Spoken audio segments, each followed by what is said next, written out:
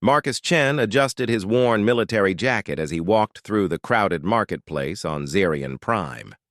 The alien vendors called out in dozens of languages, hawking everything from exotic spices to advanced weaponry. But Marcus wasn't here for any of those things. He was here because of a rumor he'd heard in the cantina last night. The war with the Kethran Empire had ended 6 months ago, and Marcus found himself discharged with nothing but his savings and a head full of memories he'd rather forget. Earth felt too small now, too quiet after years of fighting across the galaxy. So he'd taken work as a freelance security contractor, moving from system to system, never staying long enough to put down roots. "Human! You look for excitement, yes?" A four-armed Rigelian merchant grabbed his sleeve with one of his lower hands. "Special auction today. Very rare items. Very valuable." Marcus started to shake his head, but something in the alien's expression made him pause. The Rigelian's eyes darted nervously around the marketplace before leaning closer. "Dragons," he whispered. "Real draconian dragons. Last family in sector. Very sad story. Dragons." Marcus had fought alongside draconian soldiers during the war. They were proud ancient beings with scales that could deflect plasma bolts and intelligence that rivaled the best human strategists. The idea of them being sold at auction made his stomach turn. "Where?" he asked quietly. The Rigelian's face lit up with greed. "Warehouse 7, Sublevel 3. Auction begins in 1 hour. Entry fee is 50 credits. Marcus handed over the money without hesitation. He made his way through the winding corridors of the space station's commercial district, his military training automatically cataloging exits and potential threats. The deeper he went, the seedier his surroundings became. By the time he reached Sublevel 3, he was surrounded by the kind of beings who made their living in the galaxy's shadows. Warehouse 7 reeked of desperation and illegal commerce. About 40 beings filled the space, their eyes gleaming with the cold calculation of serious buyers. At the front of the room stood an elaborate cage made of energy bars, and inside, Marcus's breath caught in his throat. A female dragon lay curled protectively around 5 small dragonlings. Her scales, once probably a brilliant emerald, had dulled to the color of old jade. Her wings were torn in several places, and her proud head hung low with exhaustion and defeat. The babies huddled against her, their own scales barely developed, small peeping sounds escaping their throats. The auctioneer, a greasy Ferengi with gold teeth, stepped forward.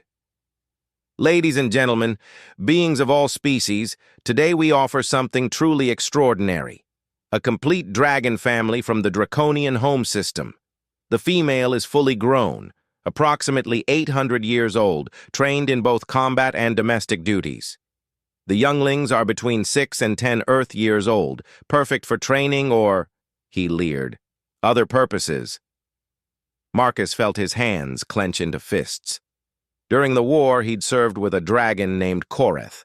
The ancient warrior had saved Marcus's life 3 times and had taught him more about honor and courage than any human officer ever had. The idea of these proud beings being sold like livestock made him sick. "Bidding starts at 5,000 credits, the auctioneer called out. Hands shot up around the room.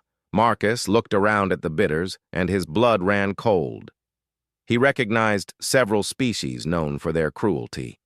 A group of Orion slavers whispered excitedly among themselves.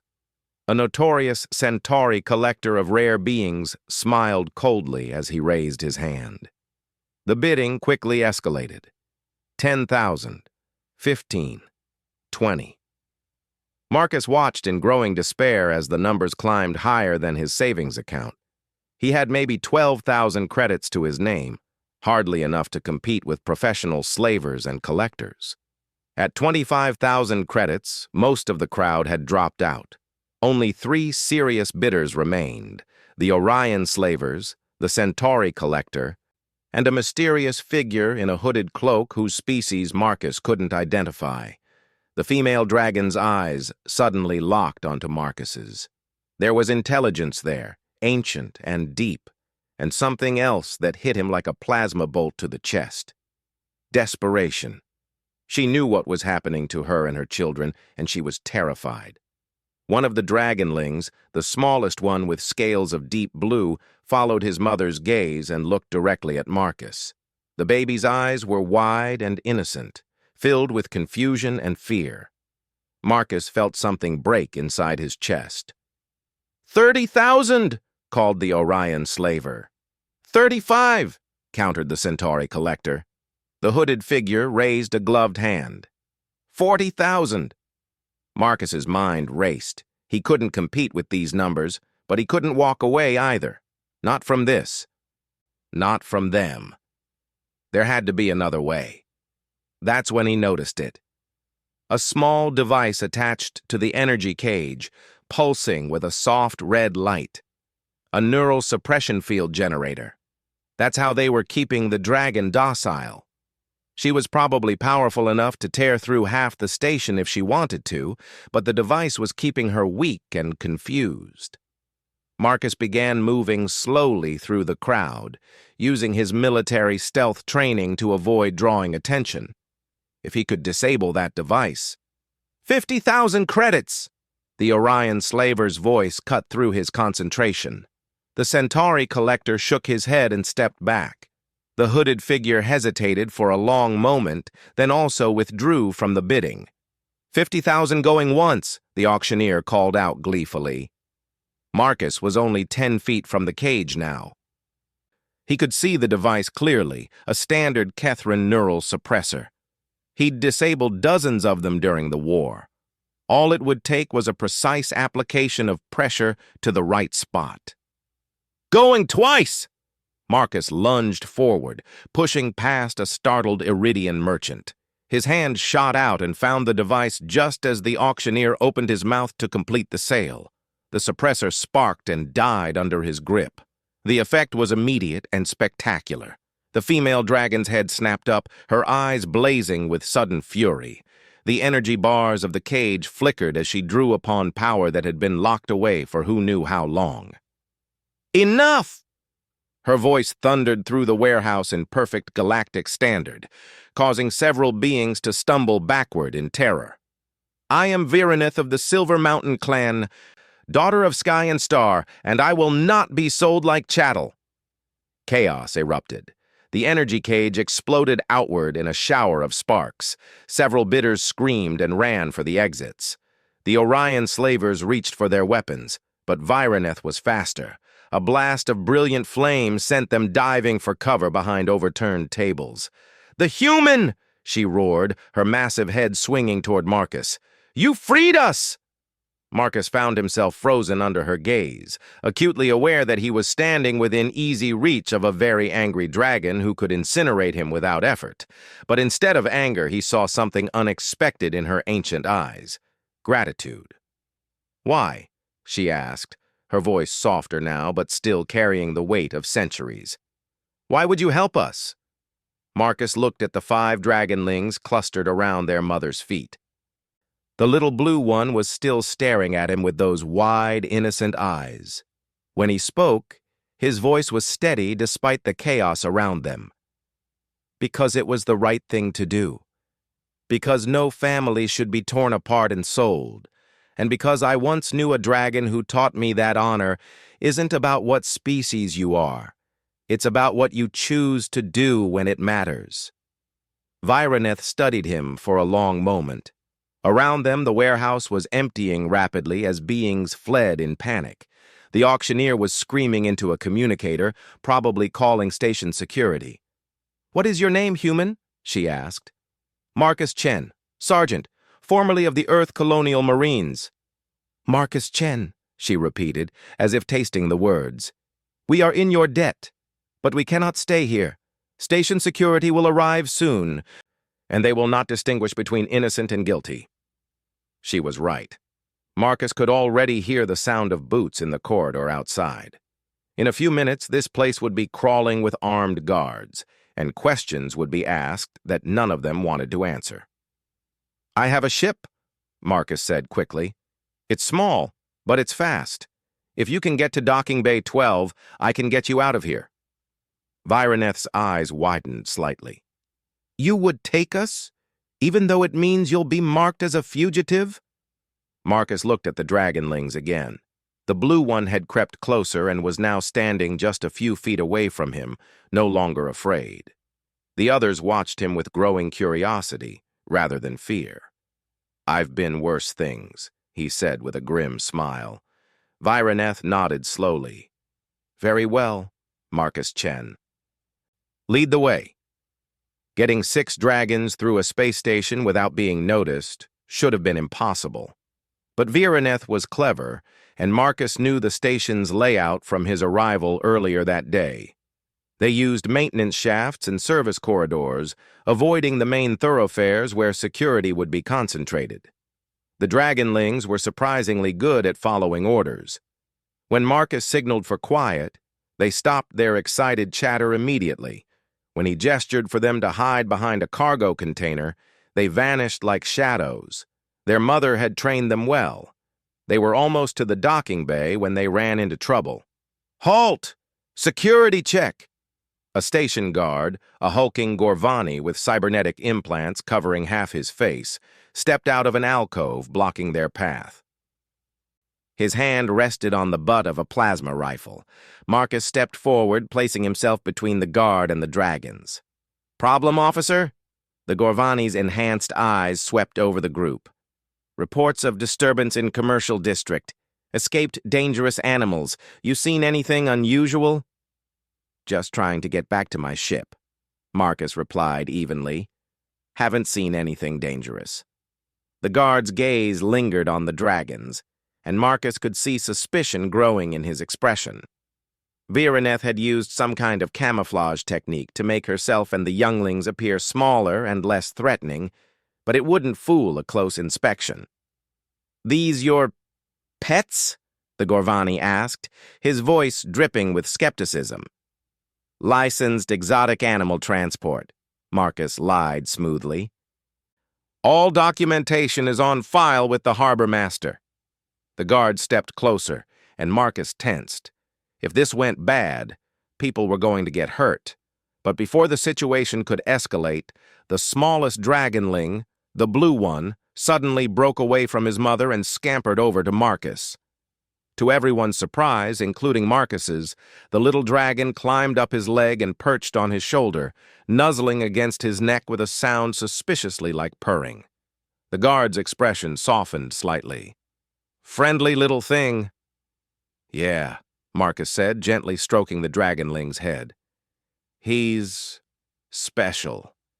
The baby dragon looked up at him with adoring eyes and made a soft chirping sound that went straight to Marcus's heart. In that moment, something fundamental shifted in the universe. The little blue dragon had claimed him, and Marcus found he didn't mind at all. "Move along then," the guard said, waving them past. "Keep them quiet. Don't want complaints from other passengers." They made it to Docking Bay 12 without further incident. Marcus's ship, the Wanderer, wasn't much to look at. A modified freight hauler with living quarters barely large enough for one human, let alone 6 dragons. But she was fast and reliable, and more importantly, she was his. As they boarded, Viraneth looked around the cramped interior with what might have been amusement. "Cozy," she commented. "It's not much," Marcus admitted, "but it'll get us away from here. Where did you want to go?" Viraneth was quiet for a long moment, her ancient eyes distant. "I do not know," she said finally. "Our home world is gone, destroyed in the war.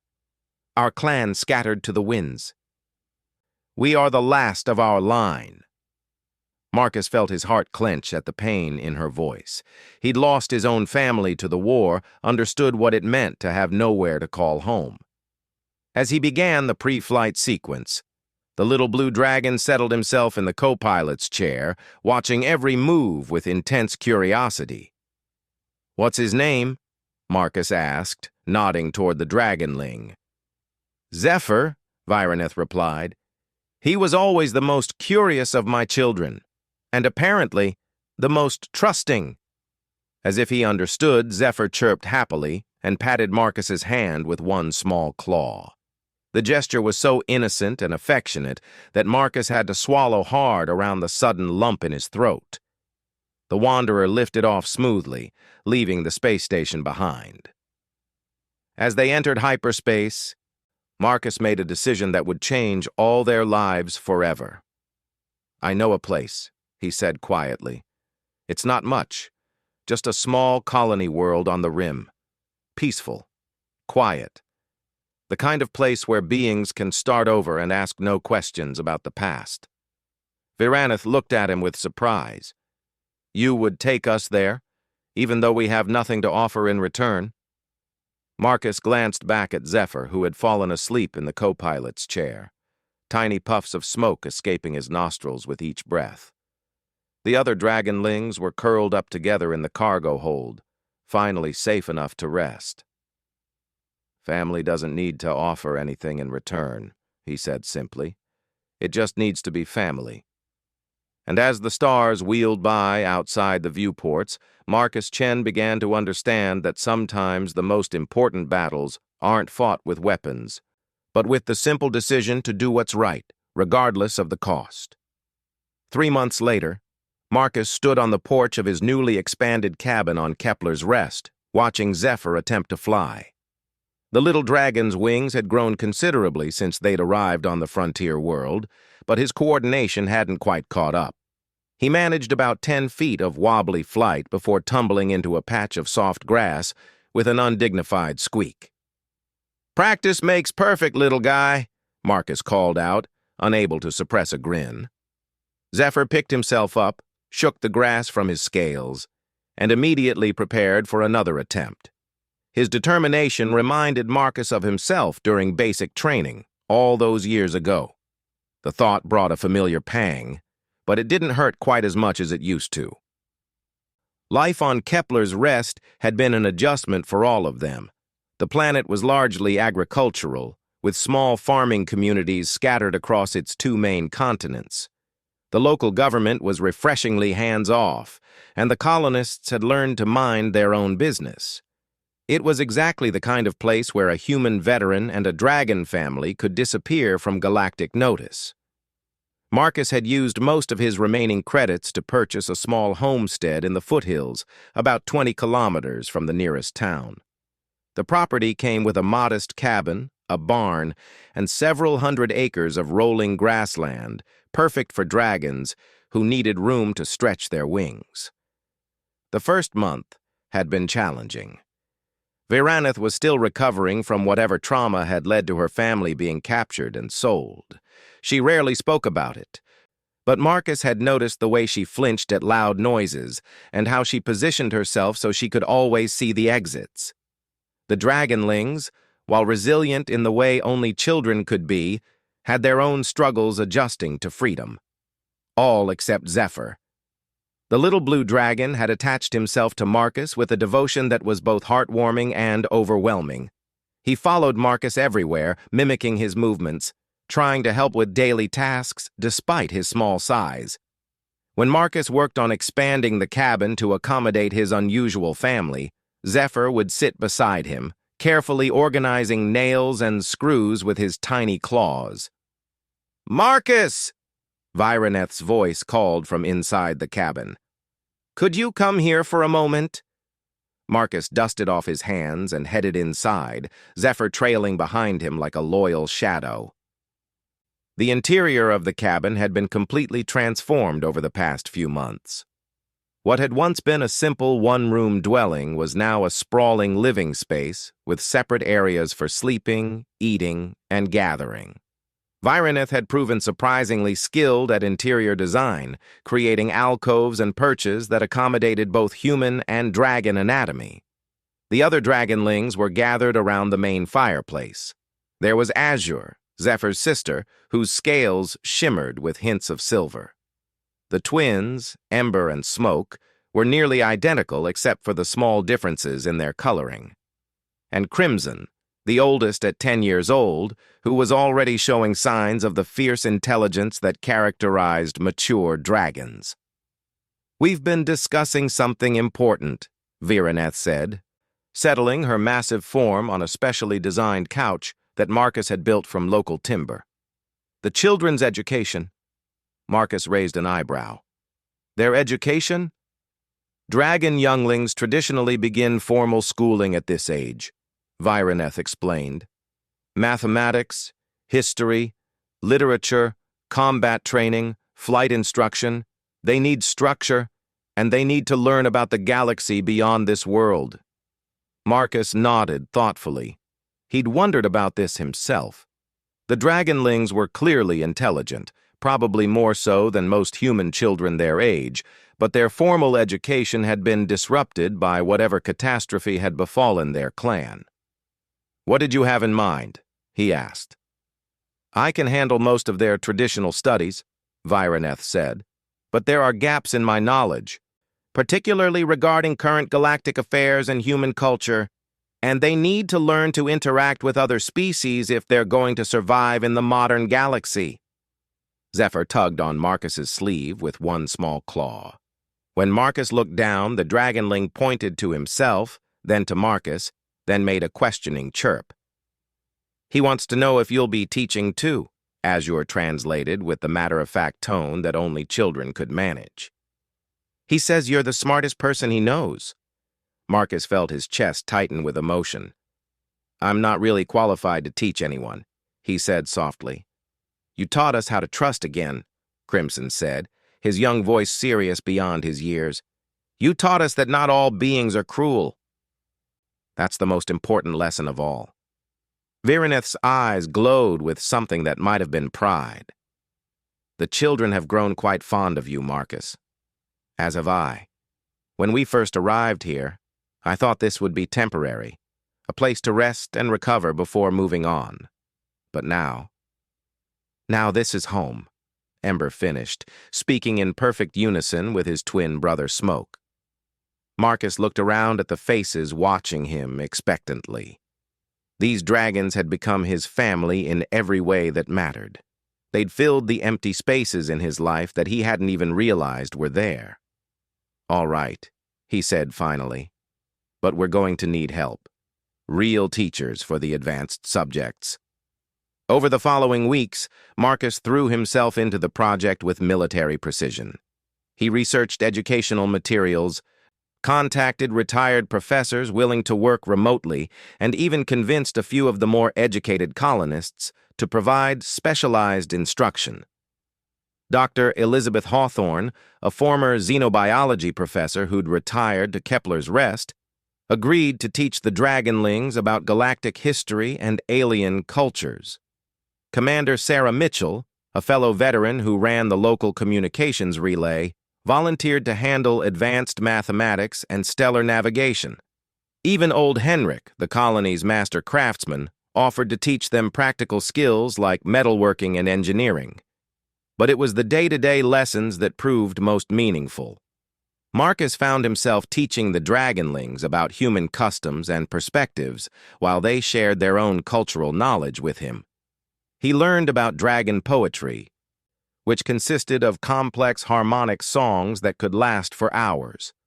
They learned about human sports and entertainment, becoming surprisingly enthusiastic fans of zero-gravity racing.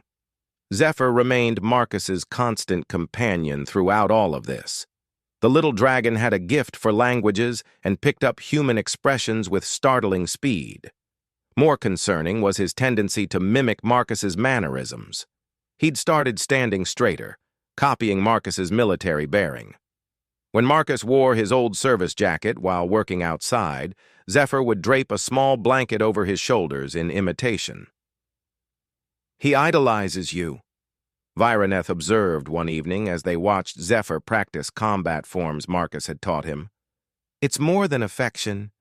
He's trying to become you." Marcus frowned. "That's not healthy." "He needs to develop his own identity." Dragon younglings often become fixated on a particular adult during their development, Vireneth explained. Usually a parent or clan elder, but sometimes, in rare cases, they choose someone outside their species. It's called claiming, and it creates a bond that lasts a lifetime. What does that mean exactly? Vireneth was quiet for a long moment. It means he considers you his true father, Marcus. More than biology or clan ties, he's chosen you as the one he wants to emulate and protect. It's a sacred bond among our people. Marcus felt the weight of that responsibility settle on his shoulders. He'd been a soldier for most of his adult life, trained to protect and serve. But this was different. This was a small blue dragon who looked at him like he hung the stars in the sky. That night, as the family gathered around the fireplace, Zephyr approached Marcus with something clutched in his small claws. It was a piece of metal he'd been working on in Henrik's workshop, carefully shaped and polished until it gleamed. "For you," Zephyr said in his careful, accented galactic standard. "I make it myself." Marcus took the object and examined it closely. It was a small medallion, crudely but lovingly crafted, with symbols etched into its surface. Human military insignia alongside Dragon Clan markings, somehow perfectly balanced despite coming from completely different cultures. "It's beautiful," Marcus said honestly. "What does it mean?" Zephyr's chest puffed up with pride. "It means family, real family, the kind you choose." Marcus felt his throat close up. In that moment, surrounded by the warmth of the fireplace and the contented presence of his unusual family, he realized something profound. He'd spent years believing that the war had taken everything from him: his unit, his friends, his sense of purpose. But maybe it hadn't taken everything. Maybe it had brought him exactly where he needed to be. The peaceful routine they'd established was interrupted one morning by the arrival of an unexpected visitor. Marcus was outside chopping wood when he saw the small spacecraft approaching. It bore the markings of the Galactic Immigration Authority, and Marcus felt his stomach drop. They'd been found. "Everyone inside," he called out, his military training taking over. "Vireneth, take the children to the back room and stay out of sight until I know what this is about." The ship landed in the clearing near the cabin, and two figures emerged. The first was a human woman in an official uniform carrying a datapad and wearing the expression of someone who'd rather be anywhere else. The second figure made Marcus's blood freeze. A dragon. An ancient one, by the look of him, with scales the color of burnished copper and eyes like molten gold. He was massive, even larger than Vireneth, and carried himself with the unmistakable bearing of someone accustomed to command. "Marcus Chen," the human woman called out. "I'm Agent Torres, Galactic Immigration Authority. This is Archon Thalorin of the Dragon Council. We need to speak with you about your companions." Marcus walked forward slowly, his hands visible and empty. "What can I do for you?" The dragon, Thalorin, studied Marcus with those ancient eyes. When he spoke, his voice carried the weight of centuries. "You harbor refugees from the Zerian auction house. We've been tracking them for some time." "They're not refugees," Marcus said carefully. "They're my family." Thalorin's massive head tilted slightly. "Interesting. You claim kinship with beings not of your species. By what right?" "By the right of choice," Marcus replied, meeting the Archon's gaze steadily. "By the right of love and protection and shared purpose. If you've come to take them away, you'll have to go through me first." Agent Torres looked nervous. "Mr. Chen, please understand. We're not here to cause trouble. The Dragon Council has been searching for Lady Vireneth and her children ever since they disappeared from Zerion Prime. There are political considerations." "What kind of political considerations?" Marcus asked, though he suspected he already knew the answer. Thalorin answered. "Vireneth is not merely any dragon, human. She is the last surviving member of the Silver Mountain clan, one of the founding families of our council. Her bloodline carries significant political weight, and her children are potential heirs to considerable resources. The cabin door opened, and Vireneth emerged, flanked by her children. She moved with dignity despite the obvious tension in her posture. "Archon Thaloran," she said formally. "I had wondered when the council would find us." "Vireneth," Thaloran replied, inclining his great head respectfully. "You have led us quite a chase. When you disappeared from Zerion Prime, we feared the worst." "The worst had already happened," Vireneth said quietly. "My clan was dead. My family scattered. My children and I were being sold like livestock to the highest bidder. Where was the council then?" Thaloran's expression grew somber. "We did not know. The destruction of the Silver Mountain Hold was reported as a natural disaster. We only learned the truth months later, and by then, you had vanished." "Because this human saved us," Vireneth said, moving to stand beside Marcus. "When your council failed us, when the galaxy abandoned us, one human soldier risked everything to set us free." Zephyr suddenly broke away from his siblings and positioned himself directly in front of Marcus, spreading his small wings in a defensive posture. "You can't take my dad!" he declared, his young voice fierce with determination. The word "dad" hung in the air like a physical thing. Agent Torres blinked in surprise, while Thaloran's ancient eyes widened slightly. "Your dad?" the Archon repeated slowly. "Marcus is our father now," Azure added, joining her brother in front of Marcus. "He chose us. We chose him." One by one, the other dragonlings moved to form a protective circle around Marcus, their young faces set with determination. The message was clear. They would not be separated from the human who had become their family.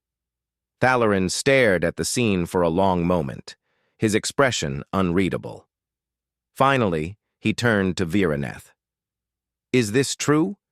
You've accepted this human as your children's father?" "I have," Vireneth replied without hesitation. "Marcus Chen has proven himself worthy of that honor in every way that matters." The Archon was quiet for a long time, his golden eyes moving from dragon to human and back again. When he finally spoke, his voice carried a note of something that might have been wonder. "In 800 years of life, I have never seen anything like this.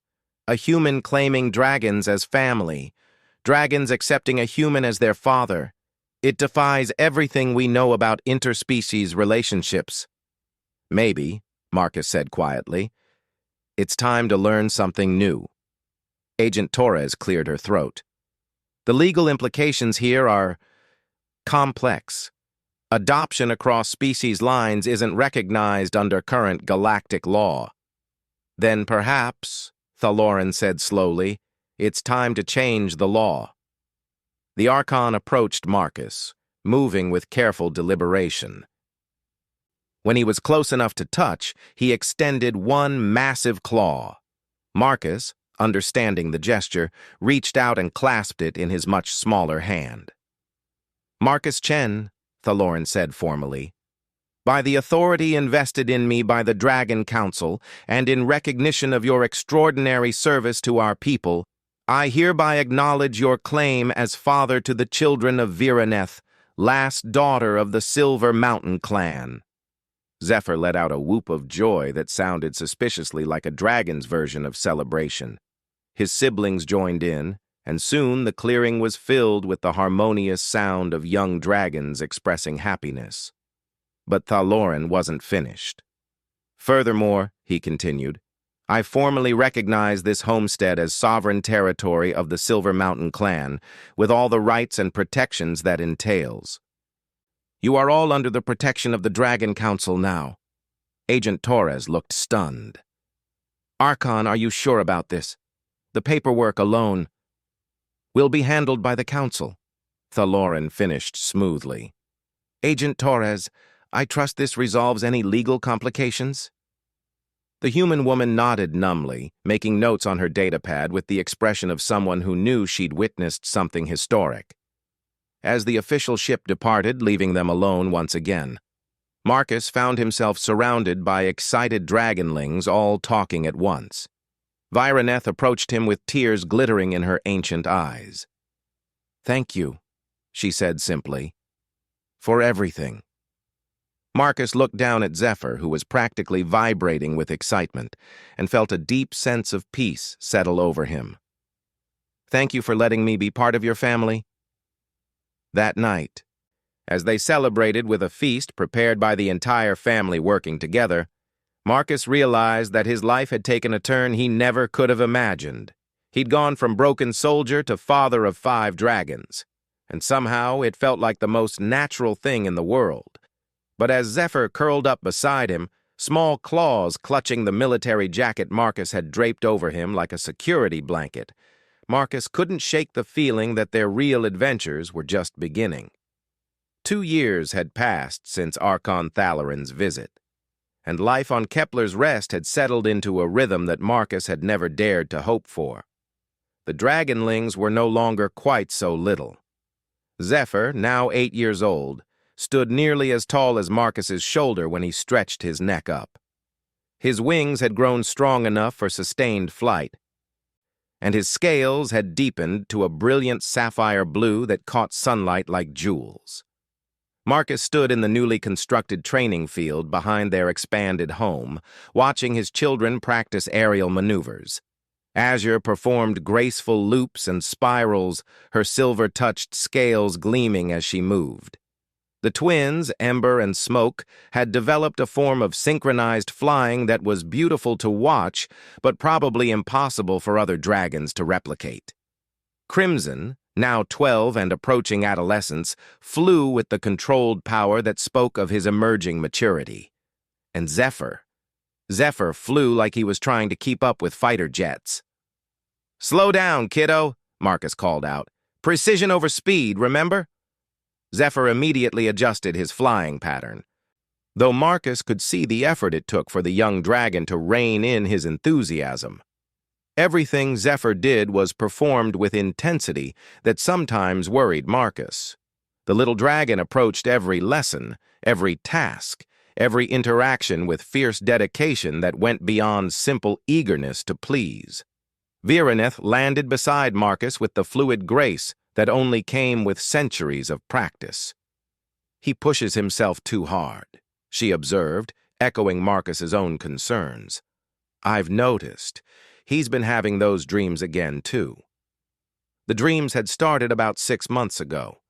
Zephyr would wake in the middle of the night, scales damp with perspiration, muttering about fire and darkness and the need to protect everyone. Marcus had tried to talk to him about it, but Zephyr always insisted he was fine, that the dreams weren't important. "He carries the weight of what we all went through," Vireneth said quietly. "But for him, it's different. He remembers you saving us. But he was so young that in his mind, you're not just his father. You're his hero, his ideal of what he wants to become." "That's too much pressure for any kid to carry." "Perhaps. But perhaps it's also what will make him extraordinary."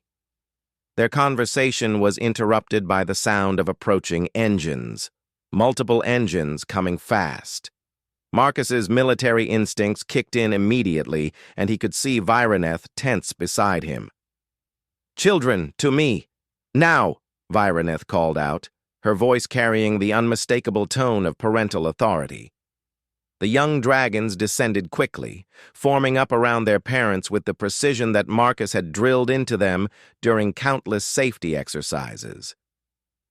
They'd all learned that when either parent used that tone, questions came later.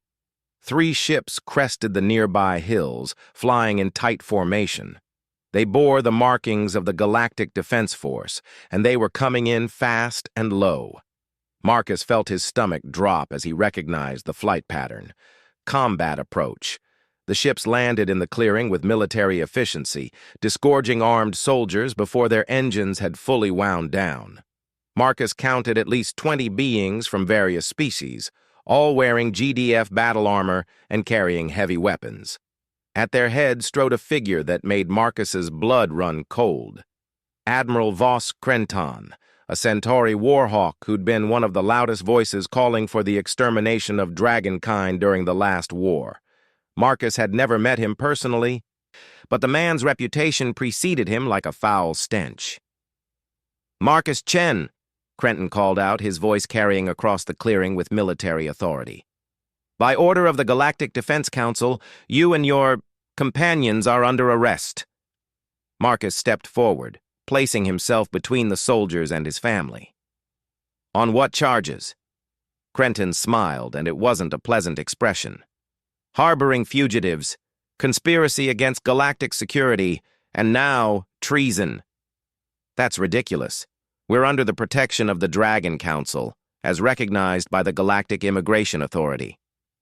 "Political situations change, Mr. Chen. The Dragon Council's authority has been superseded by recent events." Krenton gestured, and several soldiers raised their weapons. "You'll all be coming with us for questioning." Behind Marcus, he could feel his children's fear and confusion. Zephyr pressed against his leg, small claws digging into Marcus's pants as the young dragon tried to control his terror. The other dragonlings huddled around Vireneth, their eyes wide with the kind of fear that spoke of barely healed trauma. "What recent events?" Marcus asked, buying time while his mind raced through options. They were outnumbered and outgunned, but he hadn't survived multiple wars by giving up easily. 3 days ago, a dragon attacked a civilian transport near the Vega system, 17 dead, including children. The perpetrator escaped, but not before sending a message claiming to act in the name of the Silver Mountain Clan. Marcus felt the world drop out from under him. Beside him, Vireneth made a sound like a wounded animal. The Silver Mountain Clan. Vireneth's clan. The clan that had been wiped out in the war, except for her and her children.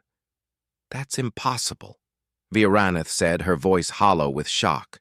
"My clan is dead. We are the only survivors."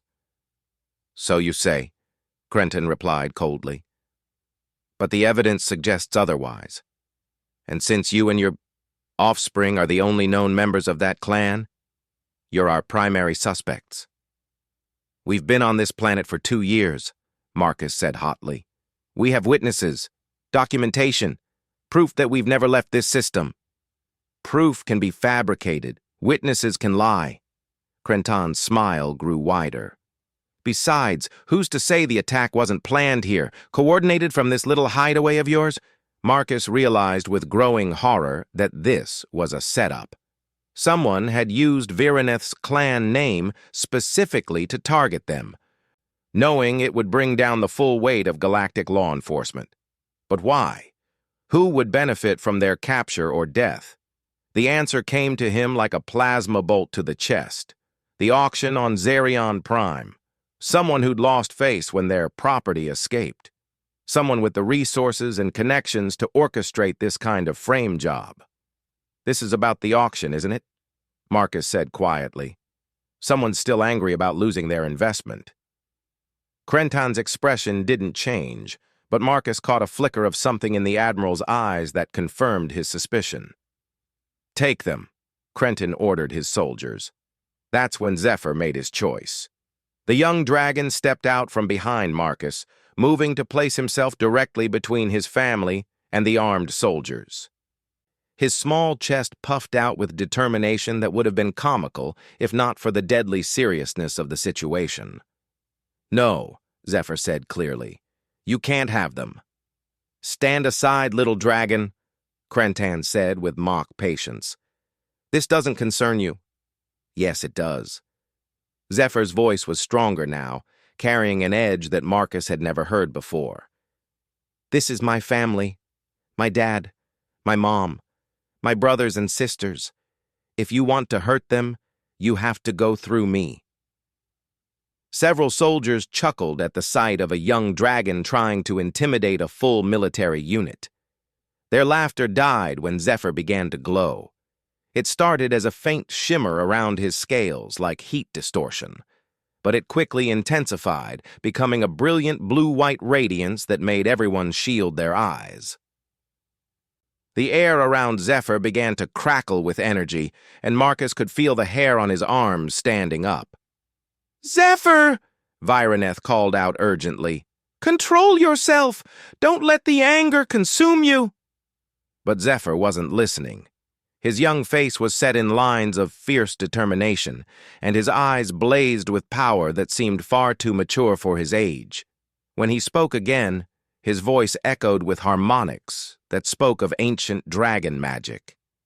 "I am Zephyr of the Silver Mountain clan, son of Vironeth the Wise, and heir to the flames of my ancestors. You will not harm my family." The temperature in the clearing began to rise. Several soldiers stepped back nervously as waves of heat radiated from the young dragon's small form. Marcus had never seen anything like it. Dragons were powerful, yes, but this level of energy from someone so young was unprecedented. "Impossible," Crenton breathed. "He's just a child."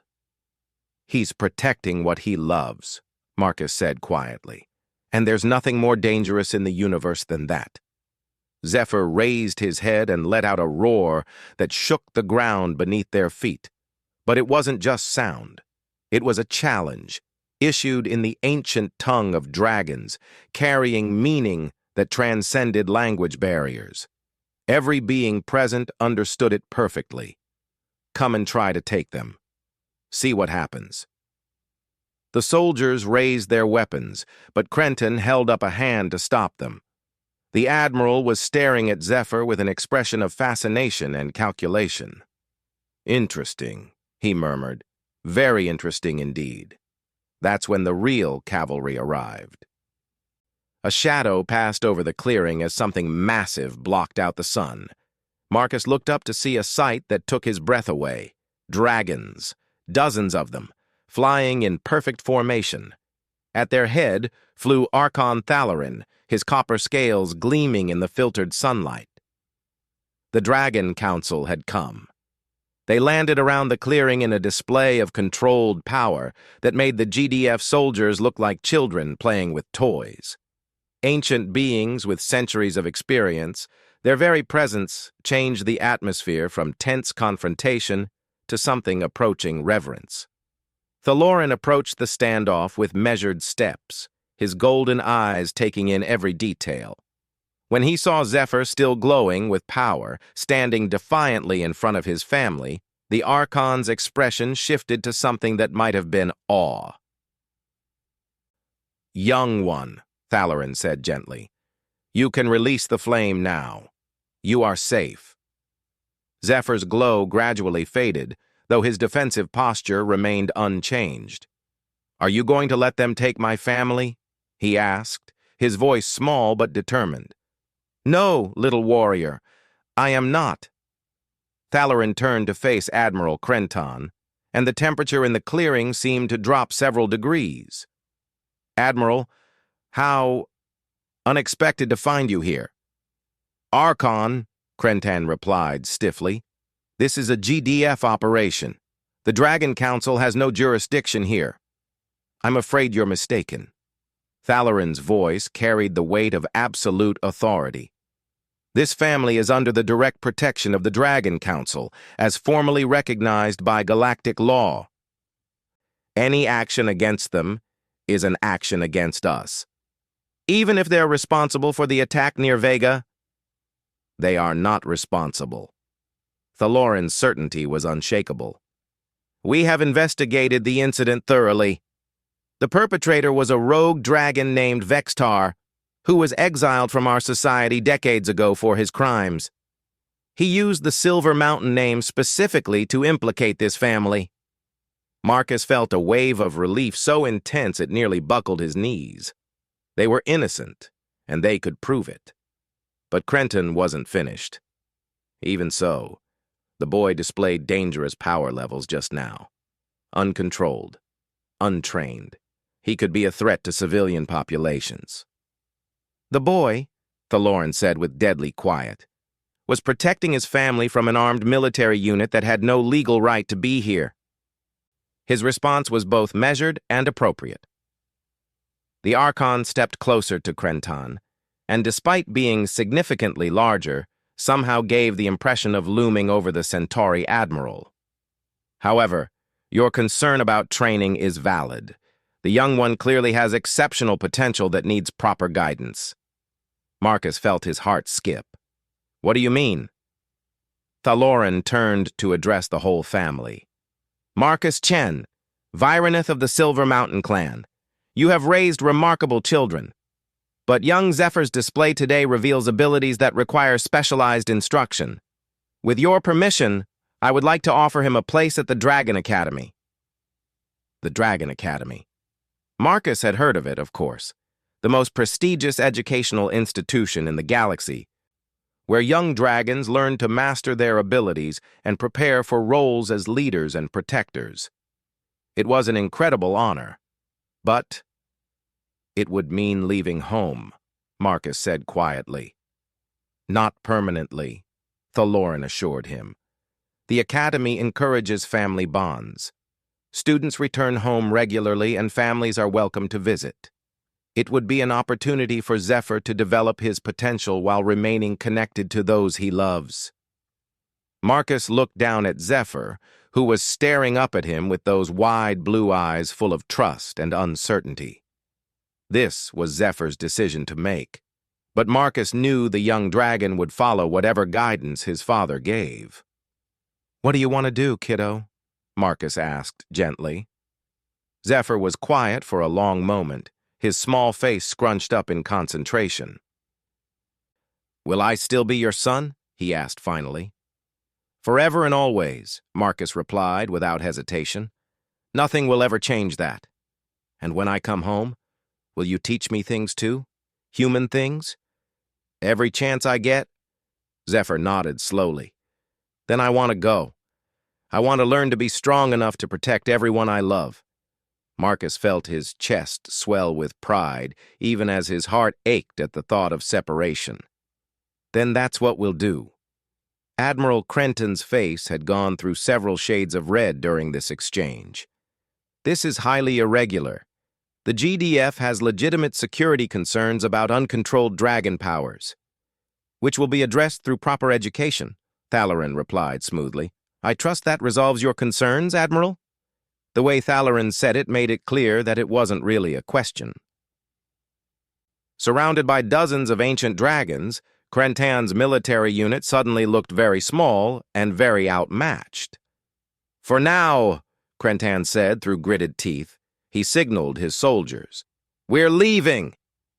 As the GDF ships departed, Marcus felt the tension finally leave his shoulders. They were safe. His family was safe. But watching Zephyr practice flying with renewed intensity over the following days, Marcus realized that their real journey was just beginning.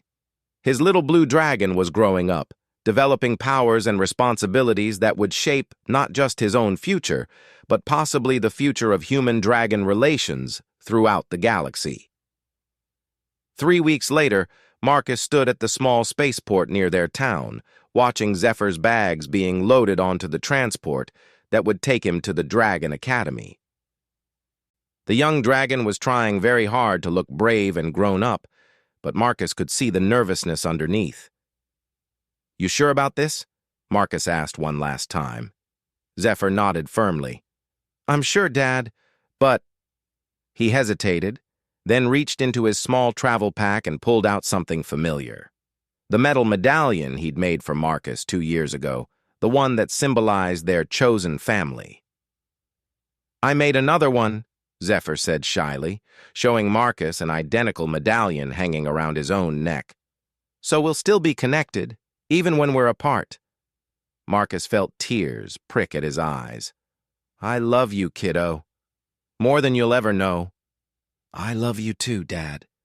And I'm going to make you proud. I promise. You already have." As the transport lifted off, carrying his son toward a future full of possibilities, Marcus felt Vironeth's wings settle gently across his shoulders. Around them, his other children gathered close, offering comfort in the way only family could. "He'll be back for holidays in 2 months," Vireneth said softly. "I know. And he's going to do amazing things. You're proud and worried and heartbroken and excited all at the same time," Azure finished with the insight that seemed to come naturally to all dragons. "Yeah," Marcus said with a shaky laugh. "That about covers it." That night, as they sat around the fireplace that had become the heart of their home, Marcus looked around at his family and marveled at the journey that had brought them here. From a broken soldier with nothing to lose to the father of 5 extraordinary young dragons. From a desperate bid to save strangers at an auction to building a life filled with love and purpose. His communicator chimed softly, and Marcus saw a message from Zephyr had already arrived. Just 3 words, but they made his heart soar. "Love you, Dad." Marcus smiled and typed back his reply. "Love you too, kiddo. Always." Outside, the stars wheeled overhead, silent witnesses to the impossible family that had found each other across the vast emptiness of space. And somewhere among those stars, a young blue dragon was beginning an adventure that would one day change the galaxy. But that, Marcus knew, was a story for another day. Tonight, he was content to sit by the fire with his family, knowing that love could transcend any boundary, overcome any obstacle, and create miracles in the most unlikely places.